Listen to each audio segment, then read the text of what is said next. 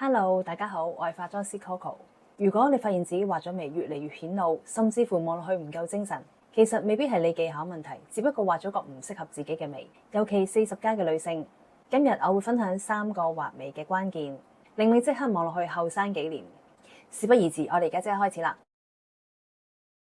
我自己做咗化妝師都有19年，點解化個妝出嚟望落去顯露呢？其實唔係五官嘅問題，而係眉毛畫錯位置，或者用錯顏色，令到整體嘅輪廓向下。第一，如果你眉頭畫得太實、太深色嘅話咧，望落去會好顯露嘅。有時我哋畫眉嘅時候咧，就集中咗喺畫眉頭，跟住咧用油顏色嘅方法，好大力咁樣喺個眉頭嗰度填色，跟住你就會見到咧眉頭嘅顏色咧就會好實色啦。咁樣望落去咧都係太過死實同埋顯色。第二部分咧就係可能有時畫個眉山咧畫得太低喎。畫得太低嘅話咧，其實望落去條眉咧有少向下嘅感覺，而喺眉尾咧亦都係有機會畫得過長。有時咧係我哋自己咧跟住咗自己嘅眉毛去畫，有啲人咧可能個眉毛咧生嘅時候咧比較多向下啦，咁所以咧你會跟住咗自己個眉毛向下。好啦，當我個眉山唔夠高啦，眉毛向下啦，你會望落去咧就好似好顯露同埋唔夠精神啦。呢一個咧就係一個錯誤嘅示範。跟住我哋就可以開始畫一個減齡眉妝啦。首先眉頭部分咧，我哋需要淡色同埋自然嘅。咁其實咧，你可以用眉粉啦，喺眉頭嗰度落少少顏色。咁我就會用呢一個偏啡色嘅眉粉，就配合翻我嘅頭髮顏色啦。咁如果你係偏啡嘅，用翻偏啡色嘅眉粉；如果你係偏黑色嘅頭髮嘅話咧，其實你可以用灰黑色嘅眉粉都得，但係盡量就唔好太深色，都一定要帶灰嘅顏色。個效果咧出嚟會比較自然嘅。同埋咧喺眉頭方面咧，我就會用掃啦去將眉粉擦上去。用掃嘅好處咧，亦都係會比較自然啲。好啦，首先咧我就會攞少少呢個啡色嘅眉粉啦，跟住咧喺個眉頭度咧加少少顏色。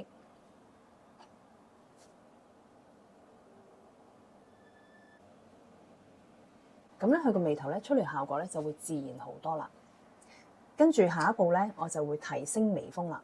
好啦，睇翻我條眉咧，其實咧呢個位眉峰係有少少向上啦。咁如果有啲朋友仔眉峰可能係向下或者係低過眉頭嘅話咧，你就必須要專登畫高少少，令到個眉峰係高過眉頭，咁佢就會做到個提升嘅效果啦。喺呢個時候，當然你可以繼續用眉粉去畫啦。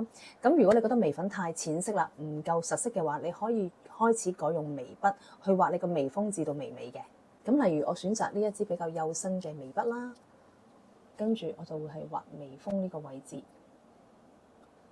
我畫嘅時候咧，就採取翻咧都係用毛髮嘅畫法啦。咁即係話模仿我毛髮嘅毛流去畫啦。最主要加強翻個眉峰，出嚟嘅效果係咪自然好多咧？好啦，最後咧就到眉尾咯。眉尾嘅話咧，留意翻一定唔可以低過眉頭。咁我哋眉尾咧就要提高少少。頭先咧因為我收咗少少雜毛啦，所以佢已經係提升咗啲噶啦。咁所以如果有啲朋友仔咧個眉毛真係好耷咧，你就一定要收咗佢。如果唔係咧，就比較難去做到呢個效果啦。咁我用翻同一支眉筆啦。咁眉尾嗰度咧，我就少少係向後打橫去拉嘅。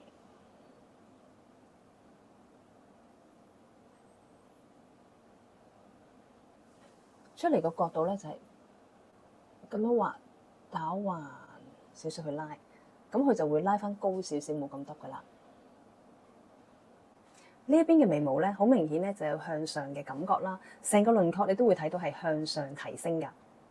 所以咧，大家記住3樣嘢：眉頭要淡，眉峰要向上提升，而眉尾亦都唔好向下。其實只要修改少少咧，你已經可以睇落去精神同埋年輕好多噶啦。今日我分享就嚟到呢度，希望大家鍾意個短片啦，記得讚好、訂閱同 share。如果你都想學一套完整嘅減齡化妝技巧，包括底妝、眼妝、輪廓、胭脂、唇妝，我 upgrade 咗我個人化妝課程3.0，專為40加女性而設，可以幫你揾到真正適合自己嘅妝容。大家如果有興趣嘅話咧，可以喺片下揾到我聯絡資料。如果大家對任何化妝或者美容有疑問嘅話咧，亦都可以片下留言，我會逐一回覆。我哋下次再見啦，拜拜！有個好消息通知大家，而家我嘅40加 Facebook 群組提升啦，因為我都知道每一個女人都希望可以由內到外提升。我會用我多方面唔同專業嘅身份，分享更加多資訊俾大家。會定期分享更加多 online 資訊，仲會有唔同 offline 嘅體驗班同聚會。喺外在提升方面，有美容、化妝、個人色彩配搭；而喺內在提升方面，我哋有運動、養生飲食、閱讀書籍等等。大家真係可以一齊努力，由內靚到外。記得加入我嘅私人群組啊！喺片下會揾到我 Facebook 私人群組 link，想一齊進步，記住加入啊！我哋下次再見，拜拜。